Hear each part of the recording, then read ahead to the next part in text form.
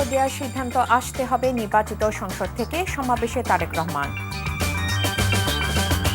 Corridor দিলে নিরাপত্তার ঝুঁকি রয়েছে বলেন বিশেষজ্ঞরা, রাজনৈতিক দলগুলোর সাথে আলোচনার তাগিদ। ক্ষমতায় গেলে নারীরা পছন্দ যোগ্যতা অনুযায়ী কাজ পাবে, প্রতিশ্রুতি জামাতের। ইসি পুনর্গঠনের দাবি এনসিপি। ক্ষেপণাস্ত্র হামলার ঘোষণা দিল্লির, ক্ষিপ্র জবাব দেয়া হবে পাক সেনাপ্রধান। মোদি বিরোধী বিক্ষোভ পাক হিন্দুদের।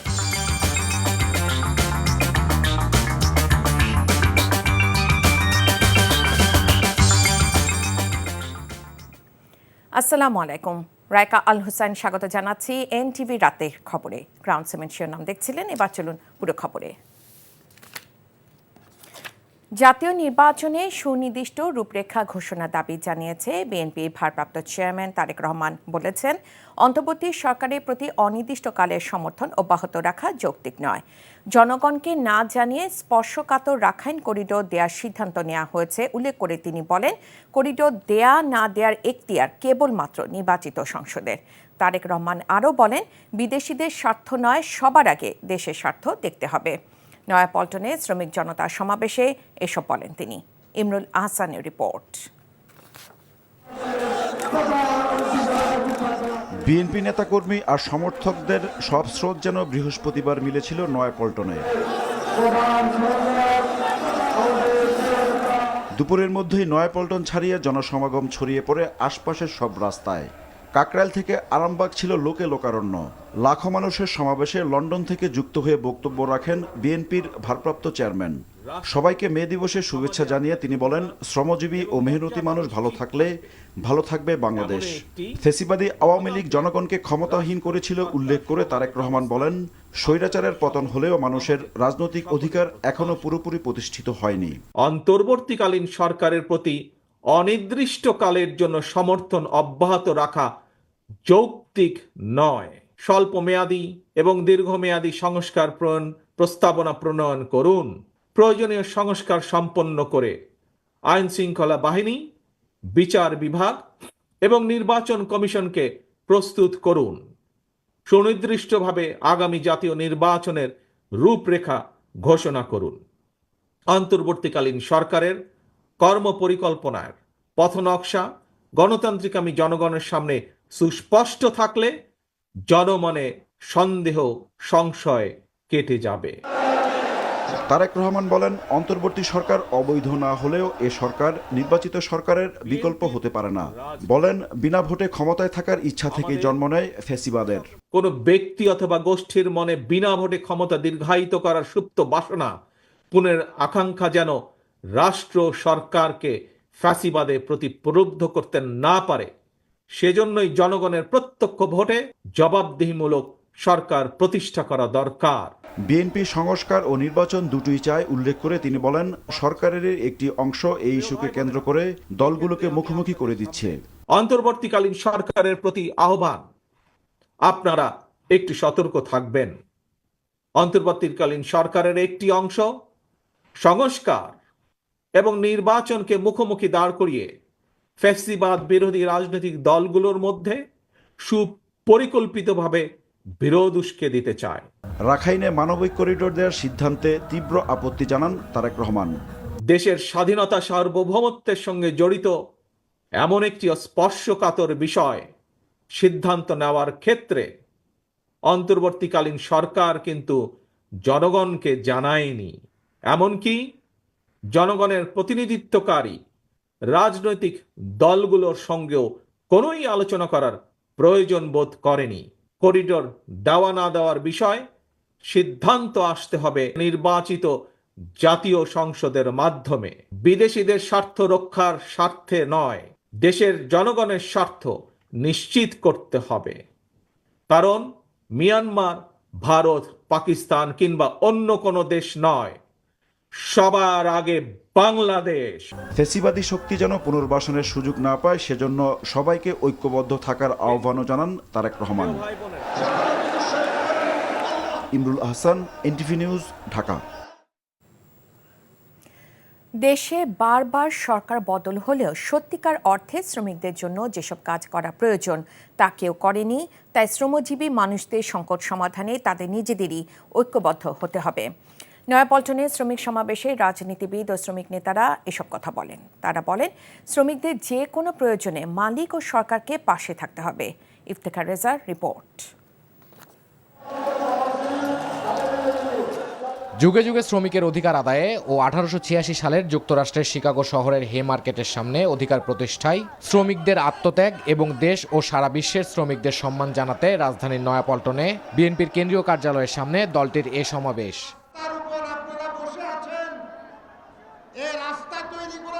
সমাবেশে শ্রমিকদের প্রত্যাশা, শ্রমিকদের যে কোনো দুর্ঘটনায় পাশে থাকবে মালিকপক্ষ ও সরকার, থাকবে প্রভিডেন্ট ফান্ডেরও ব্যবস্থা। শ্রমিকরা কাজ করতে গিয়ে গুরুতর অ্যাক্সিডেন্ট হয়, এই জন্য কিন্তু কোনো মালিক পক্ষ দায় নেয় না, এই জন্য মালিক পক্ষকে দায় নিতে হবে। আমাদের নিজেদের কর্ম নিজেদের সঠিকভাবে পরিচালনা করতে হবে এবং ন্যায্য অধিকার আদায়ের জন্য সচেষ্ট থাকতে হবে। আমরা যেন মালিক পক্ষ থেকে আমাদের শ্রমের মূল্য আদায় করতে পারি। সমাবেশে বিএনপি মহাসচিব মির্জা ফখরুল ইসলাম আলমগীর বলেন, শ্রমিকদের শ্রম ঘামের বিনিময়ে বর্তমান বিশ্বে প্রযুক্তিগত উৎকর্ষতা সাধন করে বিশ্বকে সচল রেখেছে শ্রমিকরা। বাংলাদেশে বারবার সরকার এসেছে, আমরাও এসেছি, শ্রমিক শ্রেণী সত্যিকার অর্থে যে কাজগুলো করা দরকার ছিল আমরা কিন্তু সেই কাজগুলো সবাই করে উঠতে পারিনি। শহীদ প্রেসিডেন্ট জিয়া রহমানি প্রথম কাজ তিনি যেটা করেছিলেন সেটা শ্রমিক ভাইদের বোনদের তাদের কর্মসংস্থানের জন্য তিনি যে গার্মেন্টস কারখানাগুলো চালু করেছিলেন, একটা নতুন সুযোগ তৈরি করে দিয়েছিলেন। আর বিএনপির জাতীয় স্থায়ী কমিটির সদস্য নজরুল ইসলাম খান শ্রম সংস্কার কমিশন থেকে যে প্রস্তাব দেওয়া হয়েছে তা আগামী মে দিবসের আগে আইন করে বাস্তবায়ন করার আহ্বান জানান।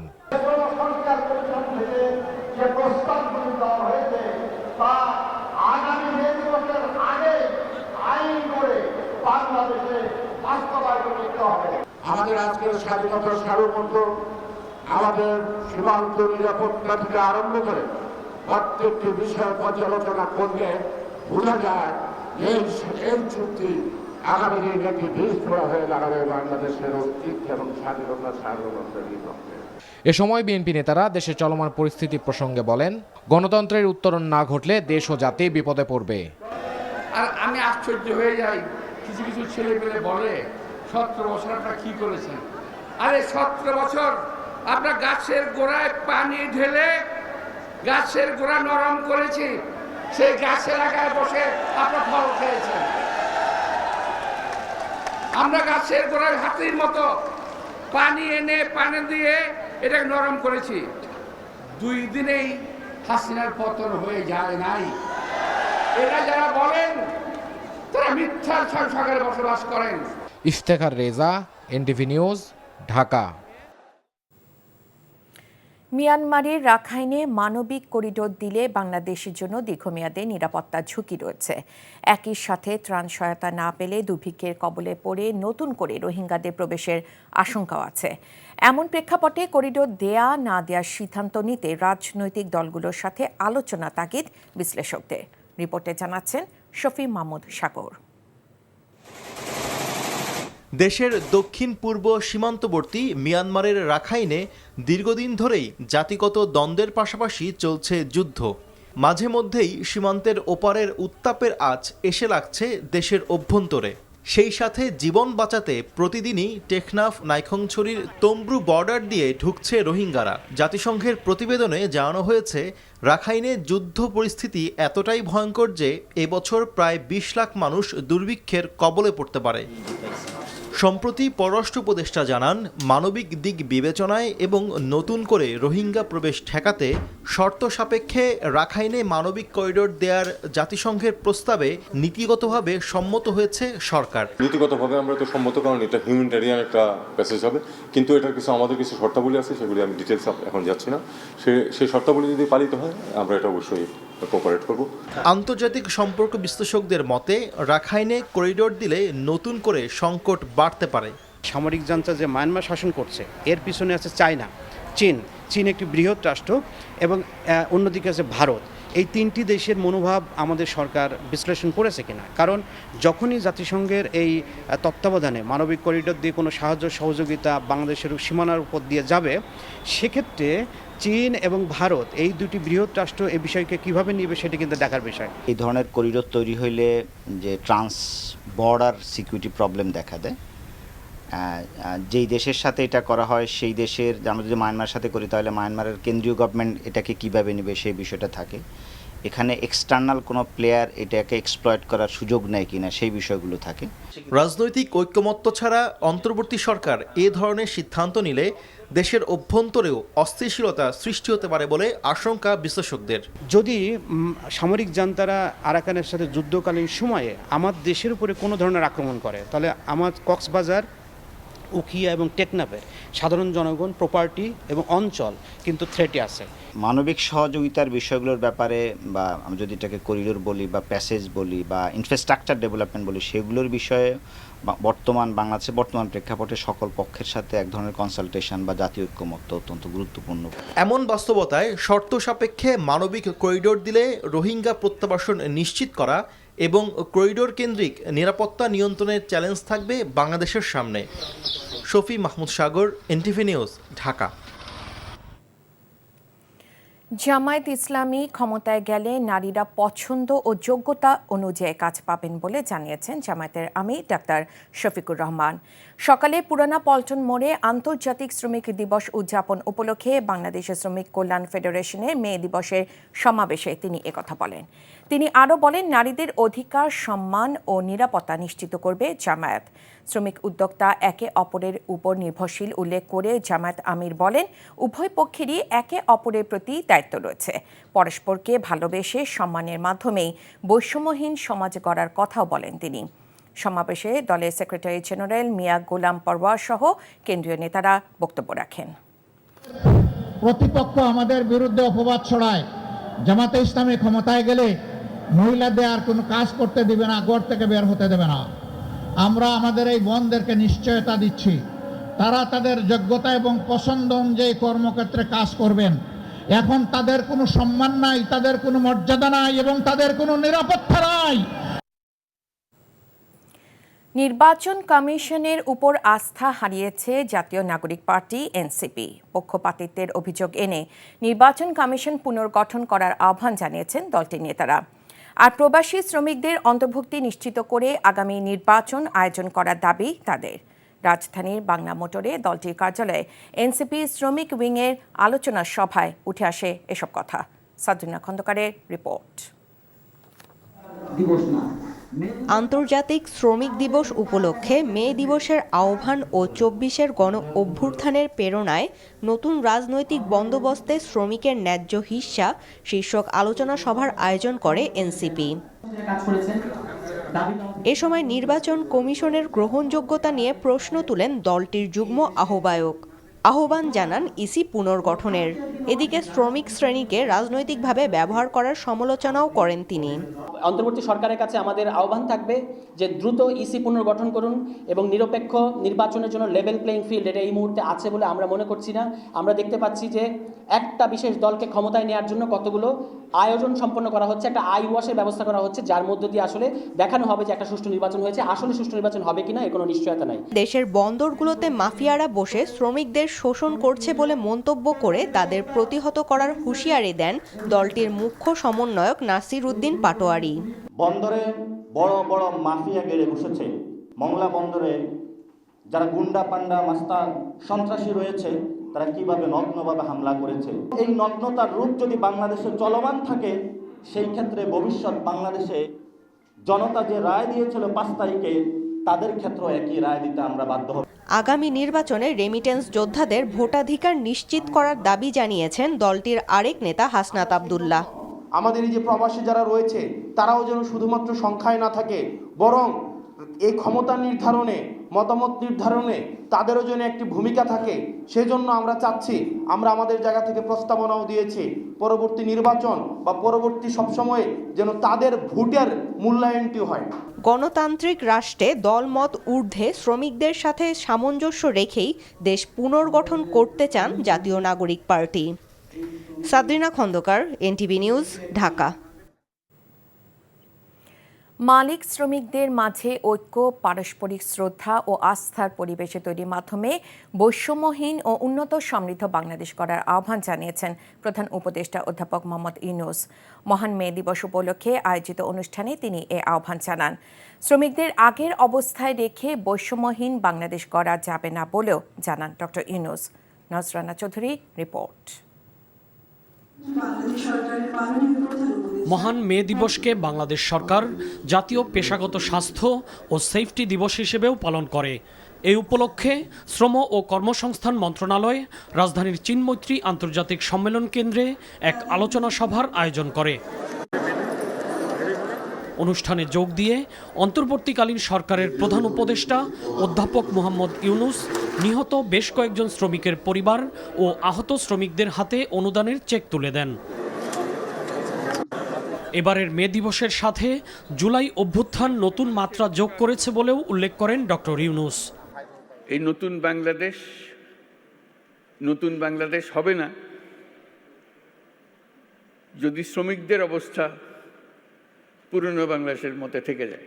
এটা বাস্তবায়ন না করে জাতির কোনো গত্যন্তর নাই। এই নতুন বাংলাদেশ গড়তে হলে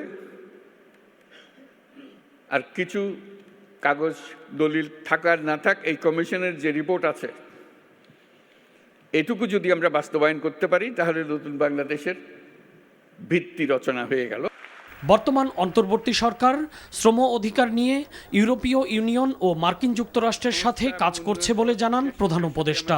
৪৪টি খাতের শ্রমিকদের জন্য ন্যূনতম মজুরি নির্ধারণ করা হয়েছে উল্লেখ করে তিনি বলেন, শ্রম আইন যুগোপযোগী করার উদ্যোগও নেওয়া হয়েছে।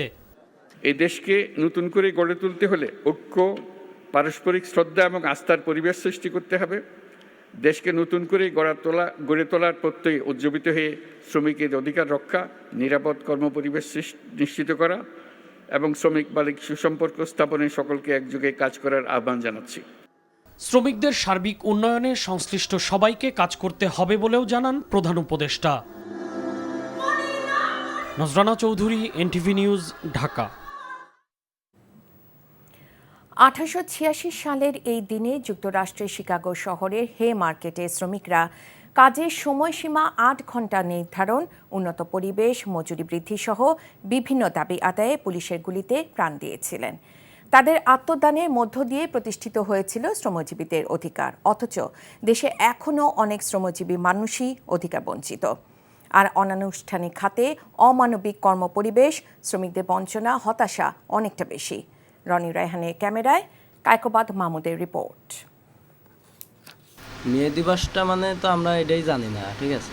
আমরা তো কাম করে যাচ্ছি। বদ্ধ এক ঘর, নেই আলো বাতাস চলাচলের ব্যবস্থা, কাঠের পাটাতনের সিলিং যেখানে বসলেই যেন মাথা ছুঁই ছুঁই। বুড়িগঙ্গার তীরে পুরান ঢাকার সিদ্দিক বাজারে এরকম ঘরেই দিন কাটে মাদারীপুরের দেলোয়ারের। 14-15 ঘন্টা জুতো তৈরির কাজ আর বাকি সময় এখানেই ঘুম। 40 ঊর্ধ্ব বয়সী এই শ্রমিকের জীবনের অর্ধেকেরও বেশি কেটেছে বদ্ধ ঘরে। তো সবারই ভয় লাগে, খালি জীবন বাঁচানো লেগেছে। আপনি আমার সবারই ভালো লাগে, আমার বাল বাচ্চা আছে, আমার তো কর্ম করে খাওয়া লাগবে, শিখ যে এটা কর্ম। রাজবাড়ির আবু বকর সহ এই শ্রমিকদের জীবনের বেশিরভাগ সময় কেটে যাচ্ছে এই কারখানাগুলোতে। প্রচণ্ড গরমে ঘর্মাক্ত দেহে দিনের 3 ভাগের প্রায় 2 ভাগ সময় কাজ করে পান 6 থেকে 800 টাকা। কাজ না থাকলে মজুরি নেই।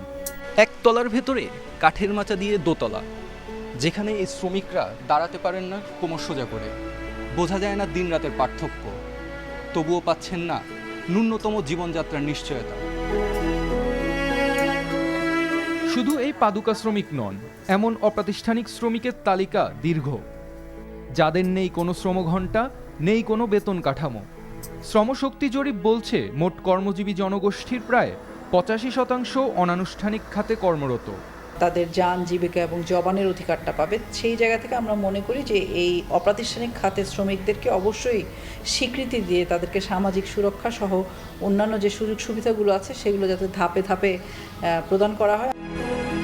প্রাতিষ্ঠানিক খাতেও শ্রমিকেরা অবহেলিত। নিজেদের ন্যায্য বেতন কাঠামো থেকে শুরু করে অধিকার নিশ্চিত করতে এখনো সংগ্রাম করে যাচ্ছেন। সবকিছু কাঁচা বাড়ার দাম বেশি, বেতন বাড়ালে একটু ভালো হয় আমাদের জন্য, এই বেতন তো আমাদের হয় না। শ্রমিকরা সংগঠিত না হলে শ্রমিক অধিকার প্রতিষ্ঠা হবে না বলছেন এই বিশেষজ্ঞ। যতক্ষণ পর্যন্ত না শ্রমিকরা স্বাধীনভাবে মালিকদের সঙ্গে তাদের নেগোসিয়েশনগুলো দাঁড় করাতে পারছে এবং যতক্ষণ পর্যন্ত না সরকার নিরপেক্ষ অবস্থান ধরে রাখছে, ততক্ষণ পর্যন্ত কিন্তু আপনি শ্রমিকের অধিকারের কথা আপনি বারংবার শুনতে থাকবেন। প্রাতিষ্ঠানিক কিংবা অপ্রাতিষ্ঠানিক সকল খাতে শ্রমিকরাই পাবেন ন্যায্য অধিকার। মে দিবসে এই প্রত্যাশা সকলের। Kaikobad Mahmud, NTV news, Dhaka. এবারে পাক ভারত উত্তেজনার খবর। ভারতে যে কোনো হামলা দ্রুত এবং ক্ষিপ্র জবাব দেওয়া হবে, সীমান্তে মহড়া শেষে এমন হুঁশিয়ারি দিয়েছেন পাকিস্তানের সেনাপ্রধান জেনারেল আসিম মুনি। এর মধ্যেই ভারতের বিরুদ্ধে রাস্তায় নেমে পাকিস্তান সেনাবাহিনীর পাশে থাকার প্রত্যয় ব্যক্ত করেছেন পাকিস্তানের হিন্দু সম্প্রদায়। অন্যদিকে ভারতীয় গণমাধ্যম জানিয়েছে দূরপাল্লার ক্ষেপণাস্ত্র দিয়ে ইসলামাবাদে হামলা পরিকল্পনা আছে নয়াদিল্লি। ৭২-এর সংবিধান ইস্যুতে বিএনপির অবস্থান জিয়াউর রহমানের আদর্শের বিরোধী বলে মন্তব্য করেছেন কবি ও রাষ্ট্রচিন্তক ফরহাদ মজার। বিকেলে রংপুর জেলা শিল্পকলা একাডেমি মিলনায়তনে গণ অভ্যুত্থান, রাষ্ট্র গঠন ও আমাদের দায় শীর্ষক একক বক্তৃতা অনুষ্ঠানের মুখ্য আলোচক হিসেবে এসব কথা বলেন তিনি। বলেন, ৭১ নিয়ে আওয়ামী লীগ যে প্রোপাগান্ডা করেছিল, বিএনপি তার পক্ষ নিয়ে বলছে ছাত্ররা ৭১কে অস্বীকার করছে। তিনি বলেন, ছাত্ররা বরং ৭১কে পুনরায় ধারণ করছে। ২৪-এর গৌরবকে হরণ করার জন্য ৭২-এর সংবিধান চাপিয়ে দেওয়া হচ্ছে বলেও জানান ফরহাদ মজার।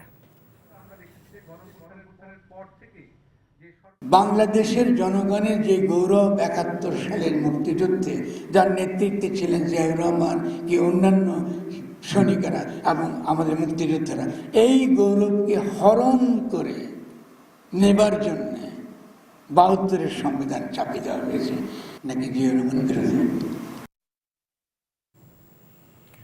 কক্সবাজারে টেকনাফে নাফ নদী থেকে ৪ জেলেকে ধরে নিয়ে গেছে আরাকান আর্মি।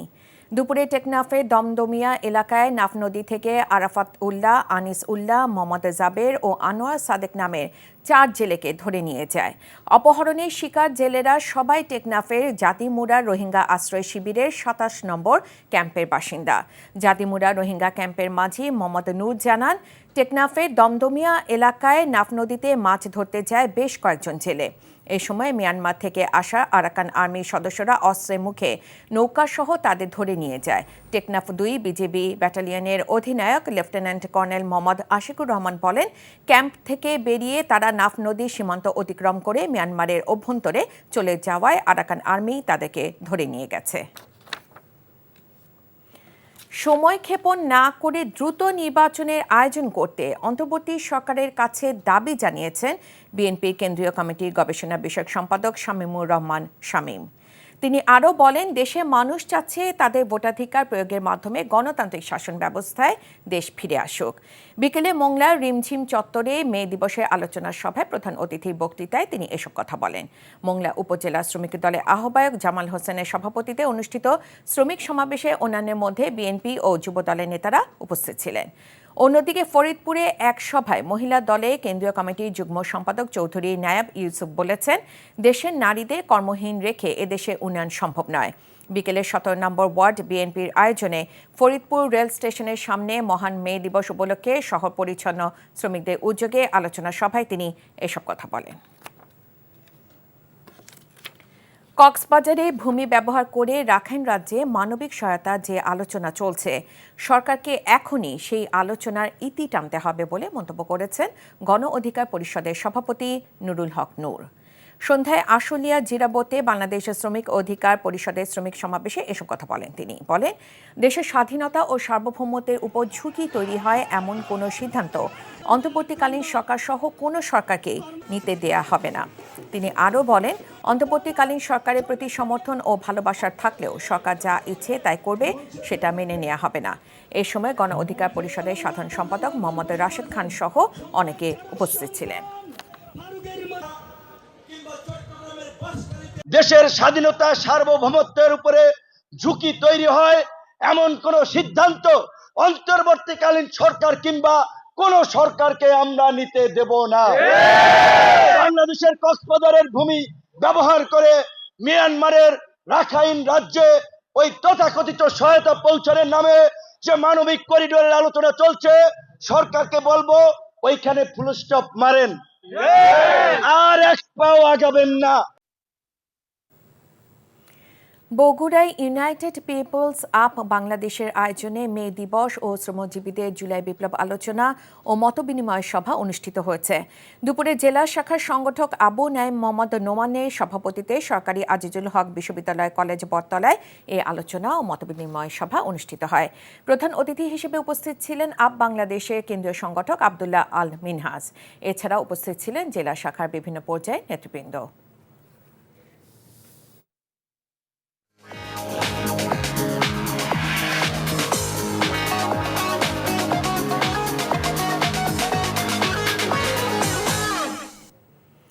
মার্কেন্টাইল ব্যাংক অর্থনীতির খবর।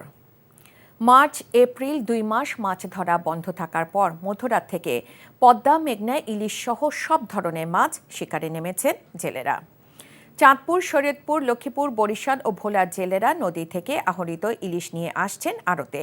সেখানেই চলছে কেনাবেচা। যদিও মাছ ধরার প্রথম দিনে আশানুরূপ ইলিশ না পাওয়ার কথা জানিয়েছেন জেলেরা। আজকে বাজারে 1 কেজি ওজনে ইলিশ বিক্রি হচ্ছে 3000 টাকায়। সরবরাহ না বাড়লে দাম কমার সম্ভাবনা নেই বলেও জানান ব্যবসায়ীরা। খবর শেষ করছি, যাবার আগে ক্রাউন সিমেন্ট শিরোনামগুলো আরও একবার জানিয়ে দিচ্ছি।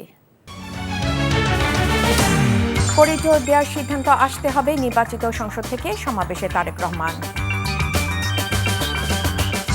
করিডোর দিলে নিরাপত্তার ঝুঁকি রয়েছে বলেন বিশেষজ্ঞরা। রাজনৈতিক দলগুলোর সাথে আলোচনা তাগিদ। ক্ষমতায় গেলে নারীরা পছন্দ যোগ্যতা অনুযায়ী কাজ পাবে, প্রতিশ্রুতি জামাতে। ইসি পুনর্গঠনের দাবি এনসিপি। ক্ষেপণাস্ত্র হামলার ঘোষণা দিল্লি, ক্ষিপ্র জবাব দেওয়া হবে পাক সেনাপ্রধান। মোদী বিরোধী বিক্ষোভ পাক হিন্দুদের। এই ছিল রাতের খবরে। এই খবরের ভিডিও সহ আপডেট জানতে ভিজিট করুন এনটিভি অনলাইন www.ntvbd.com। এছাড়াও এনটিভির জনপ্রিয় সব অনুষ্ঠান ও খবরের আপডেট জানতে ভিজিট করুন আমাদের ইউটিউব ও ভেরিফাইড ফেসবুক পেজ। রাত 1টায় মধ্যরাতের খবর দেখার আমন্ত্রণ জানিয়ে বিদায় নিচ্ছি। এতক্ষণ সাথে থাকার জন্য ধন্যবাদ সবাইকে।